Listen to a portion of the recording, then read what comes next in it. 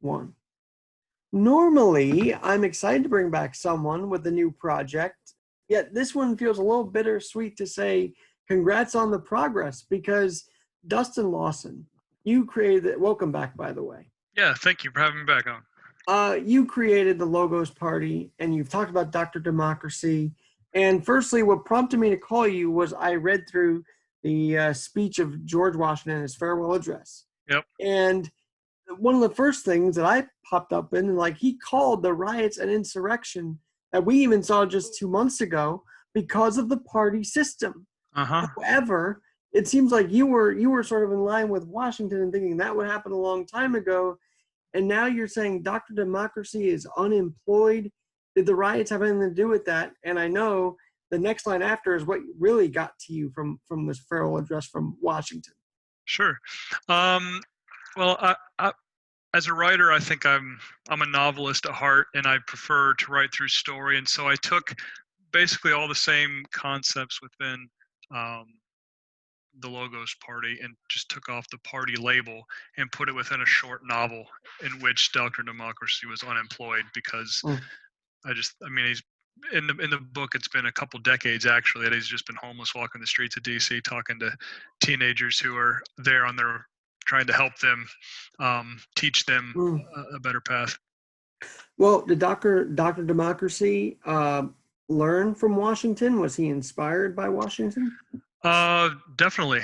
He was working for him ever since then for the past 200 years. So, but during the administration, Washington's administration is when the first two political parties actually got started, which frustrated Washington immensely because he's probably the only independent president we've ever had. And in the book, Dr. Democracy says that he helped him write this farewell address, and the warning wasn't heeded, but the enemies also read it and saw it as a good blueprint for using partisan dogma to help divide our country. Well, let me talk to you about that for a second, because our enemies, we were locked down, but I often felt our enemies were not locked down. In fact, they were ready to pounce at us every which way. So was Dr. Democracy, would he be happy that at least we sent our battleships over there to defend territories to block away Russia and Iran? Or what would he say about that? He would say that the greatest threats to a democracy come from within its own borders, but you still have to have a strong national security, but you have to be careful because one of the ways that democracy dies is by always having a constant foreign threat that blinds you to the reality that your greatest threats come from within. So having strong national security, but be careful not to let it blind you to the reality you're dying from within. Haven't we seen it? I mean, I'd admit it was on both sides. We know that there was foreign influence with the Clinton years and all these other years. But is the Trump administration right up along with it, or is that being spun too much? What are your thoughts on that compared to the other administrations we've had? As far as the foreign interference, foreign influence, well, it's not as subtle anymore. It's more, it's a little more obvious. And actually, in the novel, there's like a 5-step process that the foreign enemies use to kill a democracy from within. And number one is you have to kill it gradually. And so they would say that it's going a little too fast. They would tell them to slow it down because if you kill it too quickly, then the people see it coming. And you have to keep them from being aware that their democracy is dying. And it's kind of making it a little too obvious. You were a former White House speechwriter, and Dr. Democracy traveled with you during those times. Sure. Was he disheartened like what you saw in the White House as a speechwriter? Were you happy as a speechwriter? What was your time? It was my position was I was mostly writing nonpartisan speeches, so that was good. I didn't have to. I mean, I got the job because I wasn't Democrat. I wasn't Democrat or Republican. I probably got it more because I was a public affairs officer in the military. Sure. And so they didn't really care that I was nonpartisan. But the longer I worked there, the more it became obvious that was a problem, and that they wanted me definitely to fall in line more, and I wasn't willing to.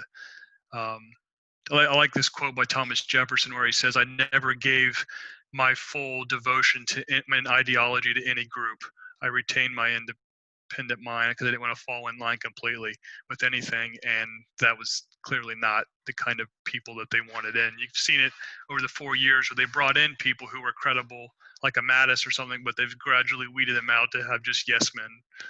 Let me ask you about Jefferson, because some would argue, and I would argue, Sure. that the ruining of democracy is also getting rid of our history. So is that also when you tear down statues like Jefferson and Washington, and maybe you feel like we shouldn't be too concerned with that? I am, Sure. because I think it's a general feel that we're tearing down our democracy even through that. Would you agree? I was in Ohio and I got back about 2 or 3 weeks ago, and I stopped in Gettysburg on the way back. And as I drove through there, I saw there's like 40 Confederate statues, and I see in that setting, it makes sense. Robert E. Lee's statue is there because he was leading his soldiers right there in battle, and it commemorates that what took place there. I Right. guess to have it on this town square though of a city might seem a little more I don't know, like you're venerating it too much. And personally, I mean, I'm still going to learn about Robert E. Lee in my history class, but I don't know. I think emotions swings, the pendulum swings, and it comes back in the middle somewhere eventually. So, But would Dr. Democracy argue that not going through the processes of even voting to take them down versus literally taking them down is sort of defying democracy in and of itself? No, he would definitely say that. Like they just took the Confederate flag off of Mississippi, but they voted it. He would say that that's the better process. Yeah. So what do we do? How do we maintain democracy? How do we keep it? And does the 2020 election determine this, or is it way past that? I think regardless of who wins, partisan dogma will still be a big problem. But I think we can also see the influence of what one person can do, and I do think we need a little bit more of a stabilizing force. And I think in democracy, President Ford, in his confirmation to be vice president, he said, "Truth is the glue that holds a government together." And if you sacrifice truth and start destroying it, like George Orwell said in 1984, a totalitarian dictator can that's how he keeps his government together, by propaganda. But if a democracy loses its hunger for truth, it begins to fall apart. And so I think that needs to be our greatest commitment. Dustin, I've got to ask you this, and you're with the Logos Party, and you're following this, I'm sure, every day as we go through the travails of all this. But we just celebrated independence. We just celebrated self-governance. Isn't it up to us? And I've always thought that whoever was in charge, it still is up to us on the ground level, day in and day out. It really, what we see at the top is we can control through the voting box, but on the day-to-day basis, isn't what the independence meant for self-governance something we can all do in our daily lives that maybe we aren't doing enough of? Oh, I would definitely agree that our obligation to the health of our democracy is definitely more than just voting. Civil society is the daily thing. And in the metaphor I use in the book, I compare our democracy to a body. So the nervous system is the free press that brings in information, but the circulatory system is the people who actually participate, not just, and Thomas Jefferson also said that we don't have a government by the majority, we have a government by the majority who participate. Right. And so the circulation of the body isn't very, very good unless there's wide participation by an informed electorate. And so I think it is on a daily basis, each of us in our own lives, to get more involved. Now, this next question, feel free to speak on both your and Dr. Democracy's behalf. We've seen now through voting, a vote to disband the police in Minnesota. I mean, isn't this a wrong way of democracy? I mean, isn't this going a bit south now when we start voting to take away our law enforcement and defunding it? Personally, I think it should be a more gradual process. I guess I don't completely understand what they meant by defund. If it meant, okay, let's start the clean slate and then rehire people through a better vetting process, because I listened to a podcast where they had an officer who was a prior Marine, and he just said how much better prepared he was, that the standards for like physical fitness and shooting and also character qualifications are just pretty lax in a lot of locations. But Sure. so I would say complete anarchy is not good.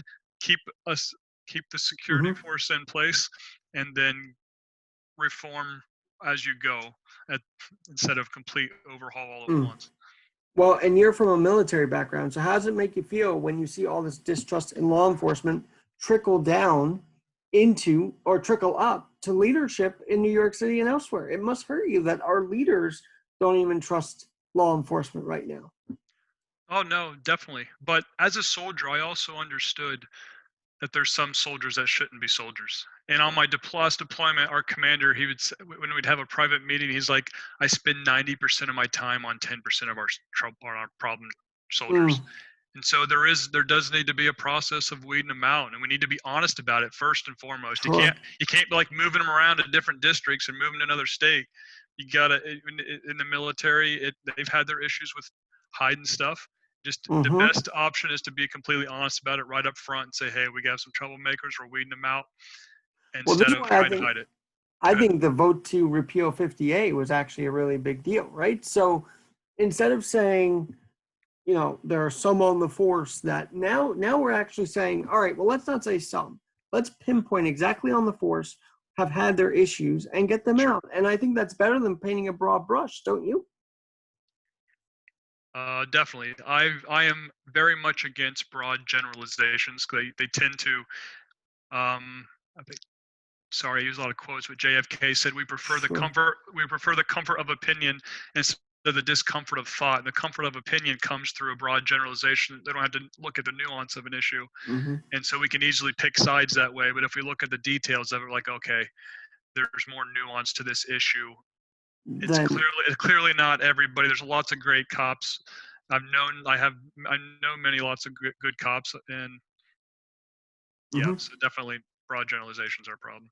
But then let's talk about democracy. How valuable is it that law enforcement, and yes, we've seen this on both sides in our intelligence agencies. We've seen seemingly spying on a campaign. I mean, I that's what I saw. I don't know if you saw the same thing.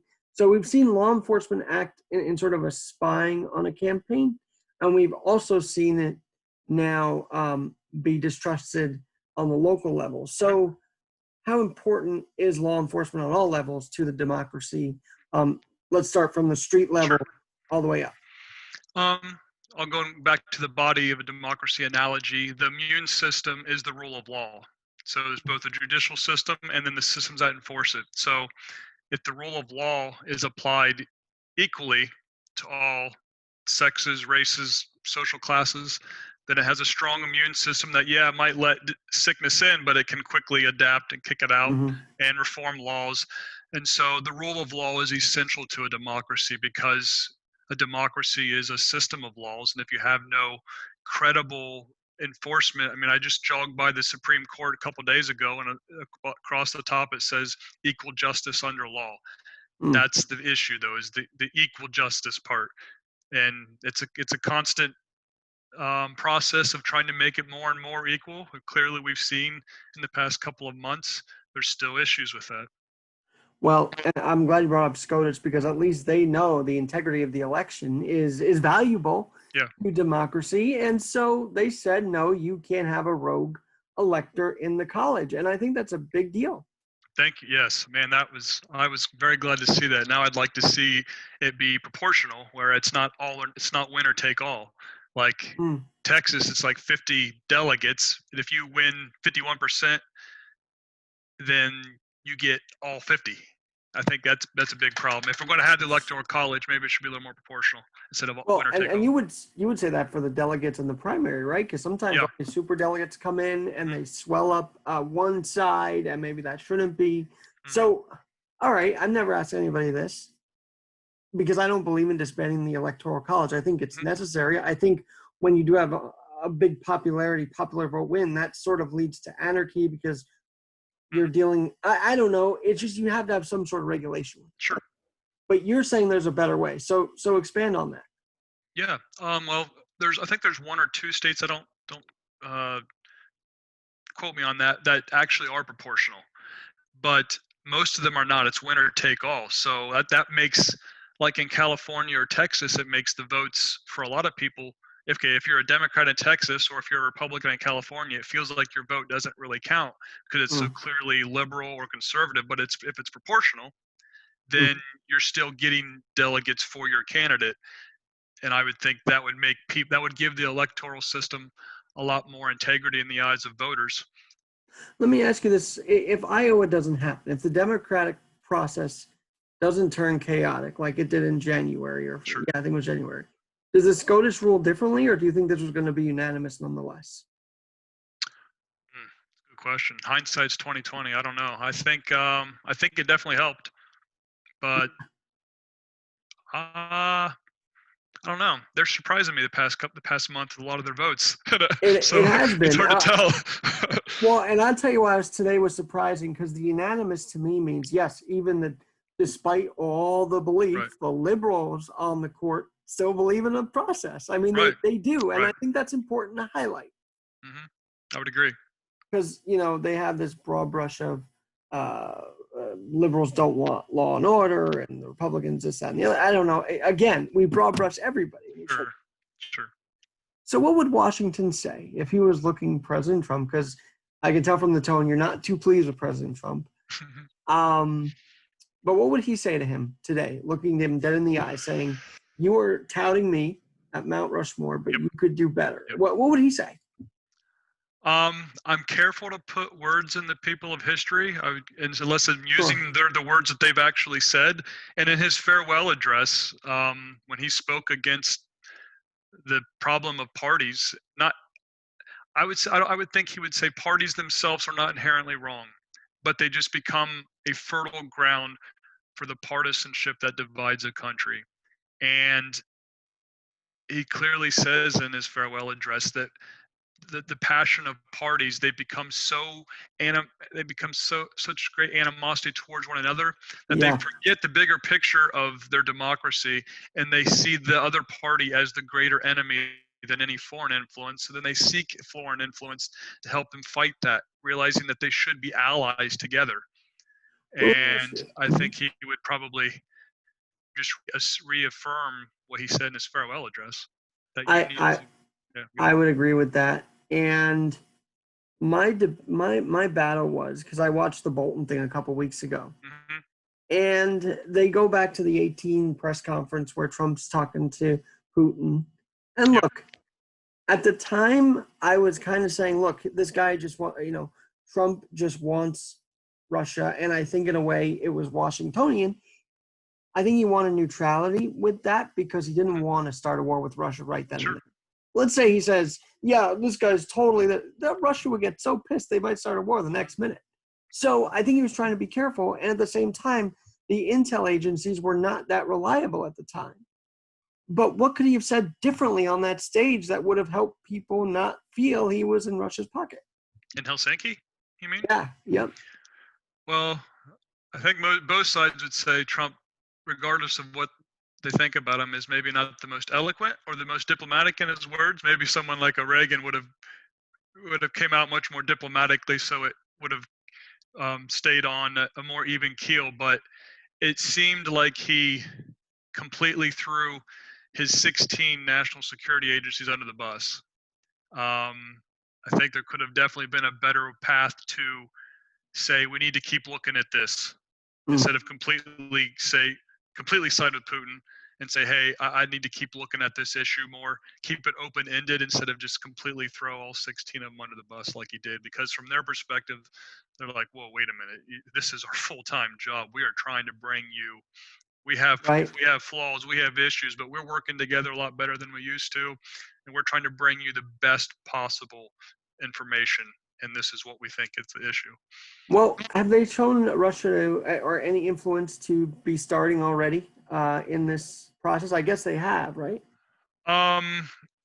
It would only be my assumption that, of course, they saw how easily they seem to have gotten away with it the last one, so they're like, hey, might as well keep trying it until they can clearly put a clear wall up. And if they have an open door through the social media, then they're gonna. I'm sure they're gonna keep doing it. I hear that there's this big office building in downtown Moscow. It's got hundreds of people staffed. It's all they do is try to create fake accounts and put out false information. But we've also seen China do it too, right? So it's Sure. kind of like everybody's hitting. I'm guessing webs. every major country is doing it to every other country. I would say we are probably doing it as well, but we should still be fighting against it. Let me ask you about that, because Washington very much didn't want us to interfere with, Sure.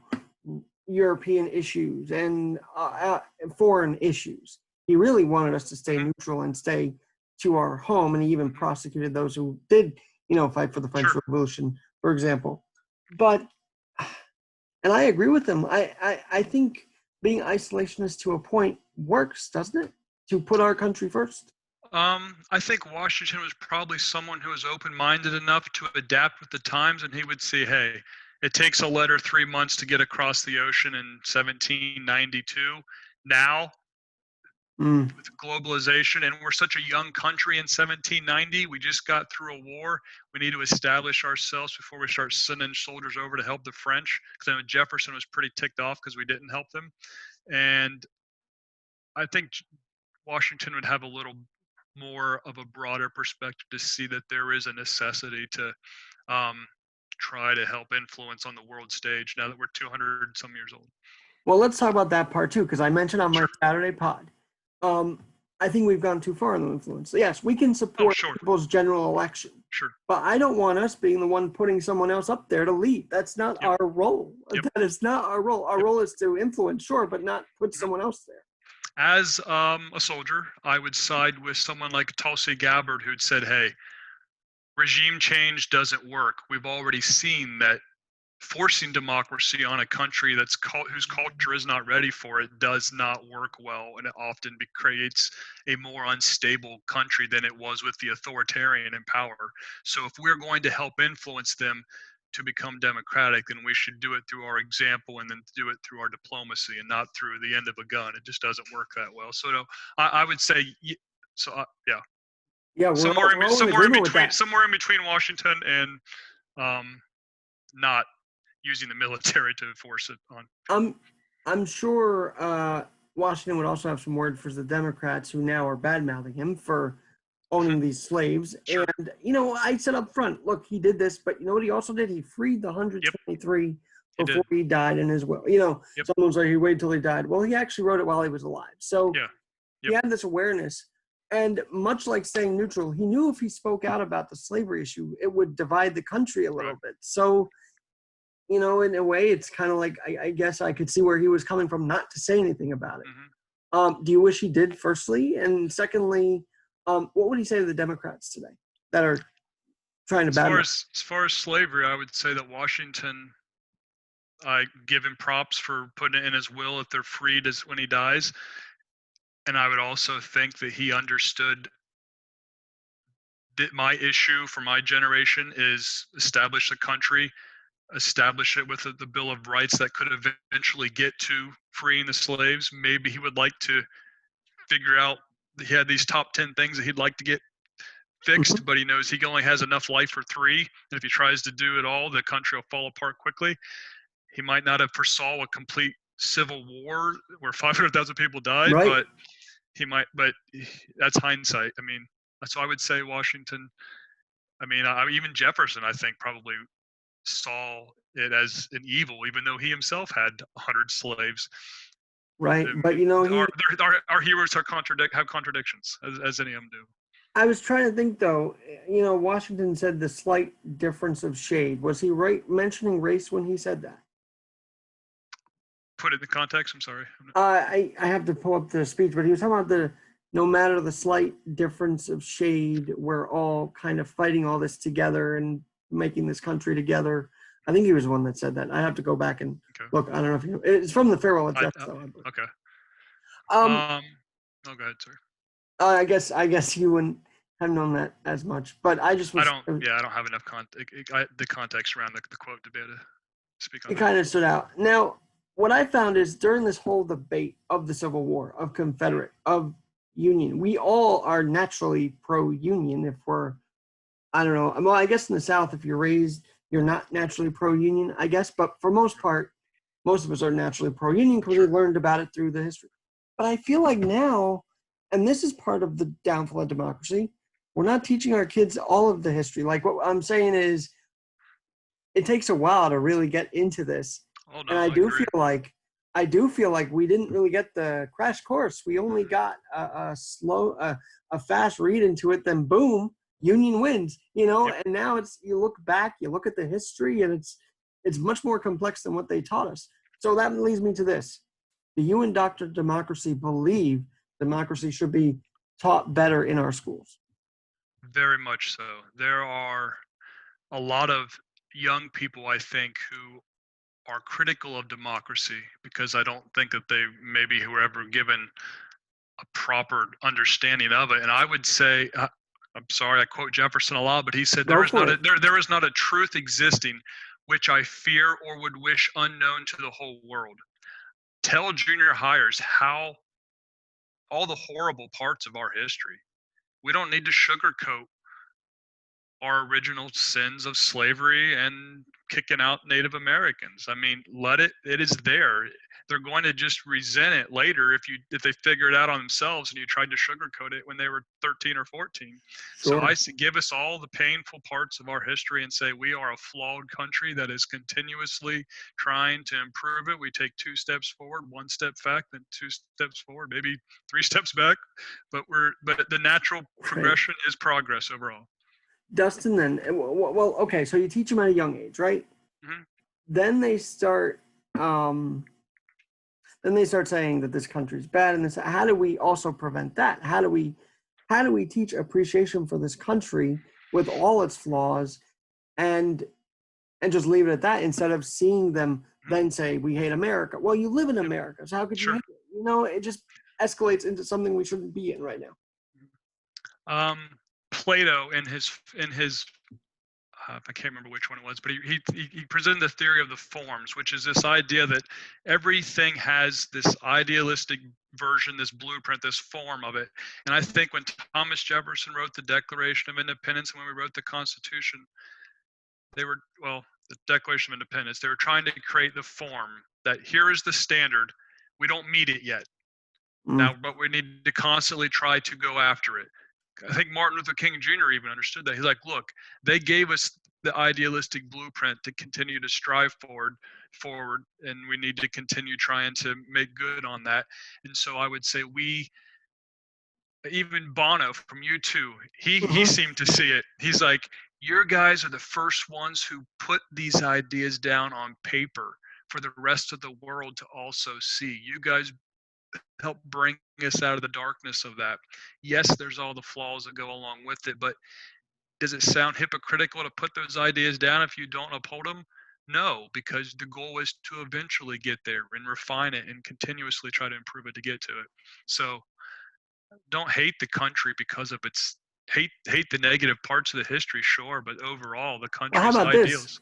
How about we also say not you can hate I don't know. I just also look at the positive, right? Like Washington, main narrative is he's a slave owner who's bad. Now he's being called a traitor, which is absurd to me, by the way. I don't understand that one.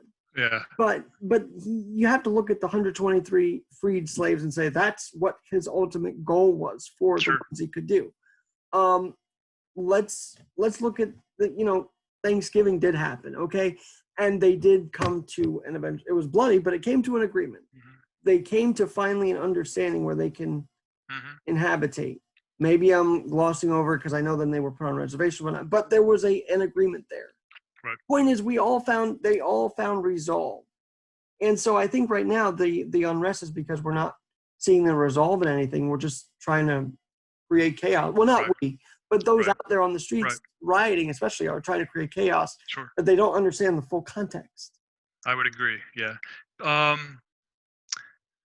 Ben Franklin said, if passion guides you, let reason hold the reins. And I think a lot of people prefer to let passion guide them, and they like feeling mad, and they want to find something to be really angry about.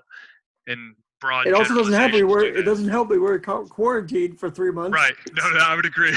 I think, there's times where I just went for a drive to get out of town. I didn't have any destination. I just wanted to get out and go for a walk in the woods before coming back into the city. Well, let me ask you about that. In the Independence, it sounds like you've read it all. And by the way, I kind of demean myself. I felt kind of nerdy on July 4th weekend reading the Independence, but I felt better for it. You know, I felt better for it because I was able to put together this podcast and bring you on. But the one line that I'm fascinated by now is these people shall derive their powers from the consent of the governed. Us, the governed. Yeah. Where did they find that in 2020 they can say, no, we're going to govern you to the point we're going to lock you in. We're going to do this and that. And then it just felt like steps toward ultimate consent to government control. And that scares me in the long run. Oh, yeah, definitely. In my book, in my new one, I also, Dr. Democracy, his counterpart, Dr. Dictator, has a 5-step process. You have it has to be slow. Number 2, have a foreign threat that you always have to help blind you to the reality of the inner threat. Right? Sure.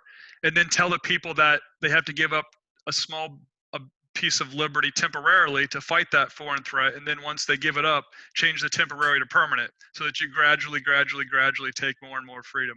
But I would also say, I mean, Lincoln during Civil War was kind of dictatorial temporarily. Like there was such a drastic thing that he's like, keeping the Union together might be more important right now than full democracy. So I need to be able to act real quick. And so he gets a lot of criticism for that. Expand on that, because I never heard this part. He suspended habeas corpus. So he would jail people without trial, for one.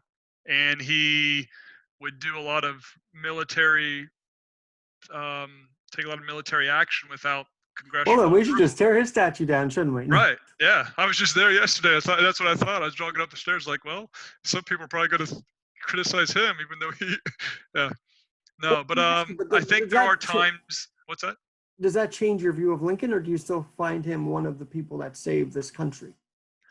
I tend to look back on people of history with a little more, not all of everybody, but a little more forgiveness than I did when I was younger. I was really way too idealistic when I was 22. I was like, man, they should be able to see this.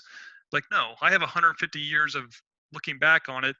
So my view of Lincoln is still, was there a way to prevent the war and I don't know. In the moment, it seemed like things were just hitting the fan too quick and we had to go to war. And I feel like, I mean, there was the South soldiers were on the Potomac River. He could see them from the White House. So you need to take drastic action. And under the guise that you're going to, once the war is over, relinquish that power, not like Caesar and take it on for the rest of your life, but to give it back once the peace has been settled. But that's oftentimes not what happens in history. What's the long game for all of this lockdown? And is it really to protect us, or is there something other that we aren't really covering right now? I'm sure there's 100 different influencing factors. And I think that when something as drastic as a pandemic like this happens, you might make really big decisions that that are more than what you actually needed. But I don't know, as an officer, over preparing is usually better than under preparing. And I think it was just temporary. It's getting opened back up, but at the same time, if people aren't following the most basic standards of social distancing, then it. Well, here's my concern, though. I feel like they're going to take the littlest spike and then use that as an excuse to do it again, and that's kind of my nervousness now. Yeah, me too. I don't think it should be shut down. Like, I mean, my mind's open to being changed. I could be wrong, but to shut it down the way it was, I don't know that it needs to be that drastic. I think. I mean, it's an evolving disease, pandemic and virus, just like any of them are. They said that back in the Spanish flu, the thing changed so many times that it came back a year and a half later, and you were dead within 24 hours once you had it. And it was, but this doesn't seem to be quite that bad, but it could evolve in a year from now. I think there's so many unknowns that I think as a people that we need to give some leeway, because we're trying to figure it out from within. I have at risk, right? So I do have a system that is complicated as heck. Sure. So I'm trying to stay in as much like now. I was in the city, but I was safely distanced on Saturday night for the fireworks. Mm-hmm. But I'm not trying to go back in there yet because I don't know. I just don't know, and I'm trying to do what I can to stay safe. So I get it. But there are two things. When you're healthy, that doesn't mean you cannot wear a mask when you're out, like, eating at a restaurant. Now, I guess I get it because A, you feel young, B, you need to eat, so you don't wear it. It just kind of frustrates me when I do see that. Now, I'm not gonna. Have you been out to an outdoor restaurant? Have you been social distance? I did on Capitol Hill, actually. There's a coffee shop I like to go to on Saturday mornings after I run around the mall, and I stopped there and I wore a mask, but I sat outside. Yeah. So I mean, most people in this town are wearing masks, though. Yeah, in the city I rolled past, and they were kind of all just hanging out. And look, I don't mind it because outdoors is I guess I don't mind it, but I'm also like, the government is trying to put something on that no one's listening to, and that's the farce to me. That's the farce to me. I'm gonna say it's a farce. I can't put it any other way, and I'm glad I could say that because I've been trying to figure out a way to couch that. You're young, and I'm young, and we're very politically minded. So did you find isolation from friends when you were dealing with this party, or were they more involved when you were dealing with politics back a few years ago? I talked to a woman named Joan Blades. She founded MoveOn.org.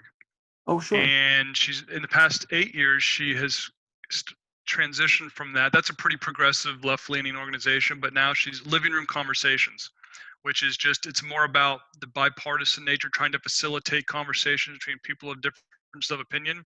And during the pandemic, there was it had a lot of Zoom living room conversations, and I helped involve with. And they have like 100 different topics that they try to facilitate conversations on from across the full spectrum. So there was a lot more. I mean, I prefer in person. But no, it was. And by the way, when he was in person, when I was at the National Publicity Summit in October, Dustin jumped like at the front of the line, and he jumped right up to me and said, "I got this idea. I got this party. I know you're political. I know." And I'm like, "All right, I like your energy." And let me tell you, the Zoom National Publicity Summit, I don't know if you've tried that or not. I did not. But it was a little different because you were actually seeing people like this, and you can really get the tone. Like, I guess in person, you only have 2 minutes to react to someone. Right. Whereas here, I felt it was a little longer, and I felt like I can judge whether I want to pursue a topic based on the tone. But like, you don't have all that background noise either. Right, that's true. And my eyes turn my light on real quick because there's my eyes dart around because there's no worries. My eyes darted around in there because there's so many people and looking this the other, so it's tough to be front centered. But on Zoom, it was like, well, this person's pitch is, I don't know. So it's a different in person because you could judge it a little slower, I guess, than when you were in person. So it was an interesting difference. But no, you are you do love the in person. I met you in the city, and you're doing a great thing. And the Logos Party, very interactive on social media, by the way. Where can they find you? Well, I'm actually going to switch to the logosparty.com is still a site for up now, but I'm going to, when the new book's done, I'm going to transition just to my personal Dustin Lawson author.com, where I'll have all my books and the speech topics, and that it'll be a page within that coming up pretty soon. Yeah. Now, you pitch yourself as a former White House speechwriter. Yes. So does the conversation ever end there, or do they really go into it with you, like once they get to know you? Well, funny story. Like when I came to DC for that job, it's like, that help my dating life or not? I don't know, because it's working for the White House, but this is more of a liberal town. So and on the first date, I was like, I'm a speechwriter. She's like, where? I was like, well, I was appointed by the White House. She's like, this White House? It's like, yes, but I'm not Republican or Democrat. So it was almost like you really had to clarify. Like like it was almost like, okay, this date's over. This guy works for Trump. And I was like, whoa, hear me out. That's not. Yeah. But Well, no, and that's funny because I had mentioned that I was watching it in my job and we're a conservative station and whatnot, and mm-hmm, I do radio. People know that. mm-hmm, And they're like, "You're a Trump supporter." I'm like, "Well, maybe." And they're kind of like, they didn't leave. They actually just sure, jostled me around a little bit, sure. So I didn't have a weird reaction, but I sometimes think to when to demonize a Trump supporter is using the same mindset that you're speaking out against. There's a closed-mindedness in that. Okay, I like this intellectual diversity guided by reason. Let's have all the opinions from the far left to the far right, but guided by reason. mm, Thomas Jefferson also said, "Error of opinion is welcome wherever reason, as long as reason is left free to combat it." let's talk about that for a minute. Do you know? Sure. Because I mentioned this morning. It is amazing he used the word monument. He Yeah. literally said, "Let that be a monument of dissent, and then give it a reason to come back." I wonder if he knew he'd be a monument that they'd tear down. I just thought it was interesting to use that word. Uh huh. Who? Jefferson Jefferson. Yeah. in that very line, he said the Yeah. word monument, and I was like amazed that he kind of foretold the future. Mm-hmm. Jefferson would say, I mean, he he he struggled with the idea that they created a constitution that generations from now are supposed to uphold to. He's like, every generation should reevaluate the constitution in light of their circumstances. I can't foresee what they're going to be going through in 2020 to say that they should follow to the T everything it's in there. That's why there's an amendment process. So he Well, was open-minded enough to say, yeah, we created a good document, but we have no idea what the world's going to face in 200 years, whether or not this thing will fit that context.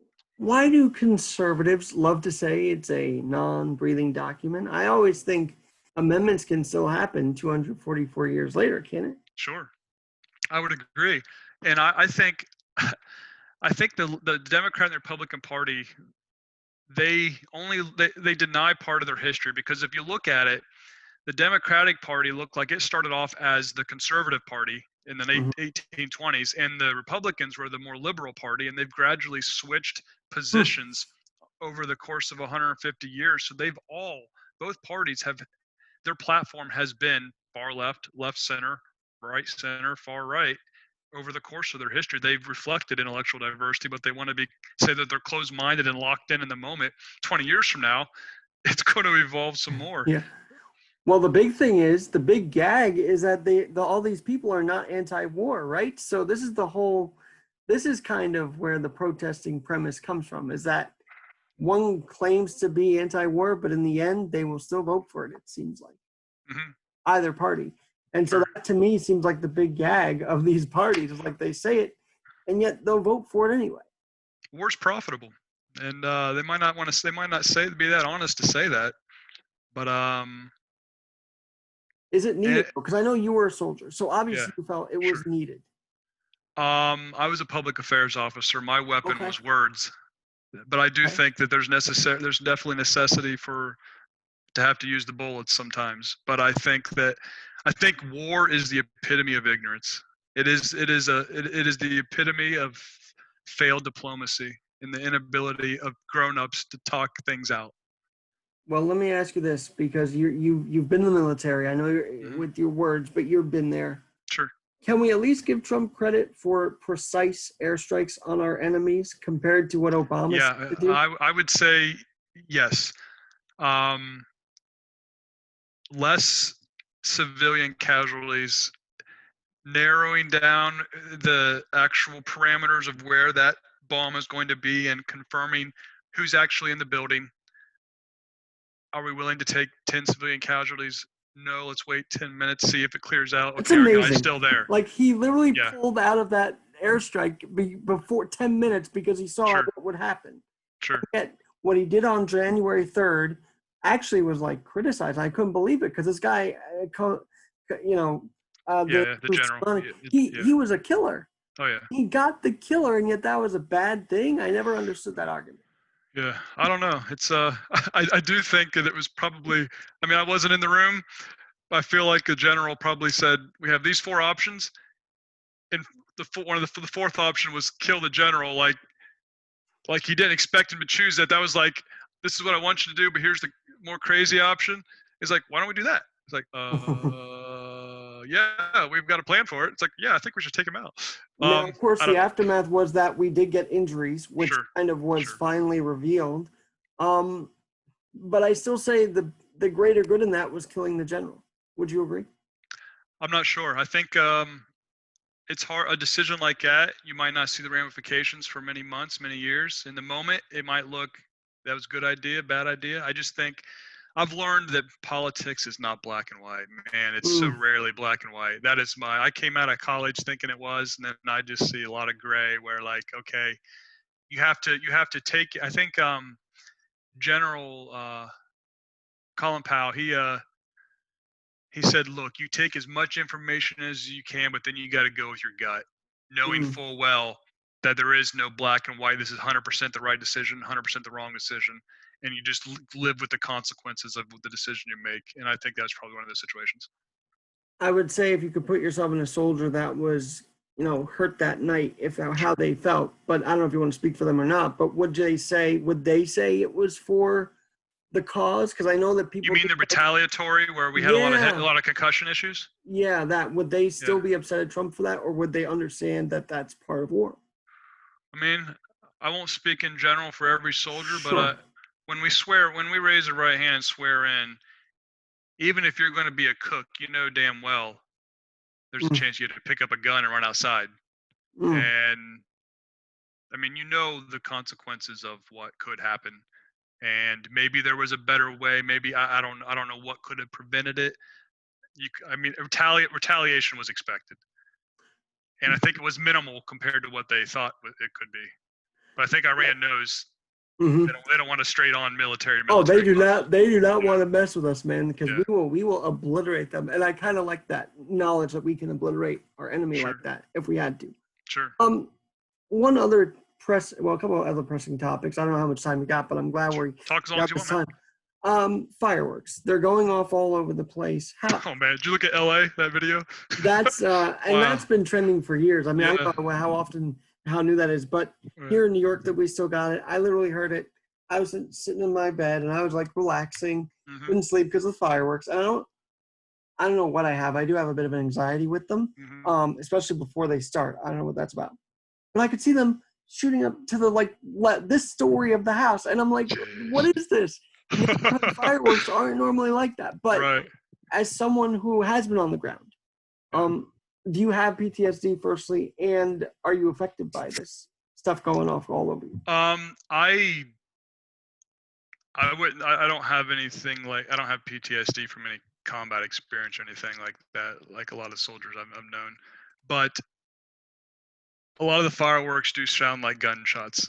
And I wonder, I mean, live here in the city, I'm wondering, are there people who took this as an opportunity to shoot guns off as well when they hear the firecrackers? Because I'm feeling like, I don't know, it makes me a little nervous. It's amazing you say that. There were 42 shot this weekend in New York, 9 killed by the gun. So I think you're tapping into something there. Yeah. I definitely think you do. And when you don't have the police protecting, it's sure. Come on now. And then, well, now that we're on that topic, National Guard, military use, martial law, that was a big concern when Trump said we would use the U.S. military if these protests, these riots didn't stop. I'm going to clarify myself because protest versus riot, there's a big difference. Right. But were you concerned when he said that, or were you like, all right, this is going to fix everything now? And it really did, actually. Actually, when I came back to DC a few weeks ago I was in Ohio, I went for a jog down through Lafayette Park, not through the park because it's blocked off, but I was there where the church is, and just thinking about then. And I would say the National Guard needs to be used very cautiously when it's in a civilian situation like that. Usually you think of National Guard, you think of hurricane relief, tornado relief, or some issue with a vast amount of snow need to come in and help out. It's more of a almost like a Red Cross feel for the National Guard stateside. But there is still moments. I just think that you need to be careful that it's tamping down a riot that's already taken place instead of trying to come in on protesters that are peaceful, and then they start rioting because they get pissed off because you tried to maybe bring in too much more force than they thought.